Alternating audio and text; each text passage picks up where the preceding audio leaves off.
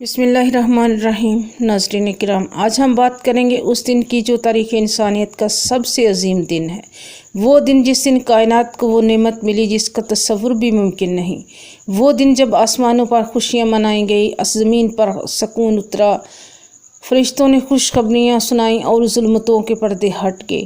یہ ہے 12 ربیع الاول کا وہ دن جب حضرت محمد صلی اللہ علیہ وآلہ وسلم دنیا میں تشریف لائے۔ عام الفیل اور مکہ کا ماحول۔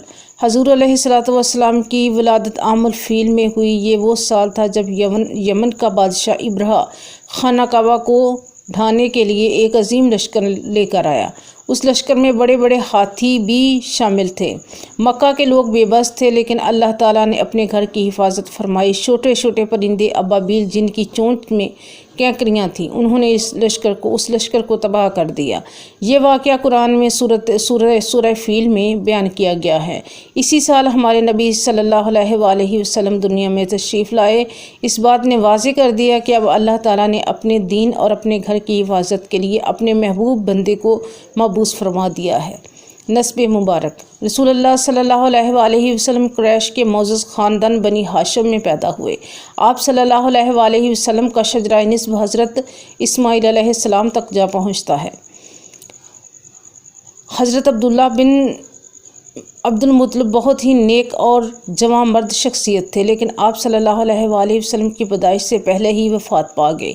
یوں آقا صلی اللہ علیہ وآلہ وسلم کی ولادت یتیمی کی حالت میں ہوئی، تاکہ دنیا جانے کہ آپ کی پرورش اللہ تعالیٰ کی خاص نگرانی میں ہوئی ہے۔ ولادت کا دن اور وقت۔ 12 ربیع الاول کی صبح کو بروز پیر مکہ مکرمہ کی مقدس بستی میں آپ صلی اللہ علیہ وآلہ وسلم کی ولادت ہوئی۔ روایتوں میں آتا ہے کہ یہ صبح غیر معمولی طور پر روشن اور پر نور تھی۔ حضرت آمنہ فرماتی ہیں کہ جب میرے لگتے جگر محمد صلی اللہ علیہ وآلہ وسلم پیدا ہوئے تو میرے بدن سے ایسا نور نکلا جس نے شام کے محلوں کو روشن کر دیا۔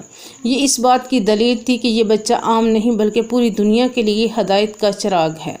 ولادت کے وقت کے معجزات۔ حضور صلی اللہ علیہ وآلہ وسلم کی ولادت کے موقع پر کئی حیرت انگیز واقعات رونما ہوئے۔ ایران میں کسریٰ کے محل کے 14 برج گر گئے۔ فارس کا آتش کدہ جو 1000 سال سے جل رہا تھا اچانک بجھ گیا۔ جھیل ساوا جو برسوں سے بری ہوئی تھی خشک ہو گئی۔ آسمانوں پر فرشتے خوشیاں منانے لگے۔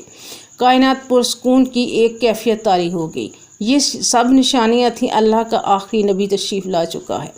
بچپن اور رضاعت۔ ولادت کے بعد آپ صلی اللہ علیہ وآلہ وسلم کی پرورش کے لیے دودھ پلانے والی خواتین تشریف لائیں۔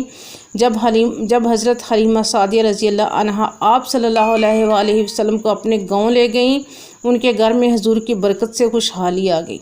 پہلے وہ غریب اور کمزور جانوروں والی تھیں، لیکن حضور صلی اللہ علیہ وآلہ وسلم کو لینے کے بعد ان کے جانور موٹے، تازے اور دودھ سے بھر گئے۔ ان کے کھیت سرسبز ہو گئے۔ یہ سب حضور علیہ الصلوۃ والسلام کی برکت تھی۔ بچپن کے واقعات۔ حضرت محمد مصطفیٰ صلی اللہ علیہ وآلہ وسلم بچپن ہی سے منفرد تھے۔ آپ صلی اللہ علیہ وآلہ وسلم کبھی جھوٹ نہیں بولتے، کبھی کسی کو تکلیف نہیں دیتے۔ سب بچے کھیل کود میں لگے ہوتے، لیکن آپ صلی اللہ علیہ وآلہ وسلم تنہائی اور سکون کو پسند کرتے۔ چھوٹی عمر ہی میں لوگ آپ کو آمین اور صادق کہنے لگے۔ 12 ربیع الاول کی فضیلت۔ یہ دن دنیا کے لیے روشنی کا دن ہے، اس لیے دنیا بھر کے مسلمان اس دن کو خوشی کے طور پر مناتے ہیں۔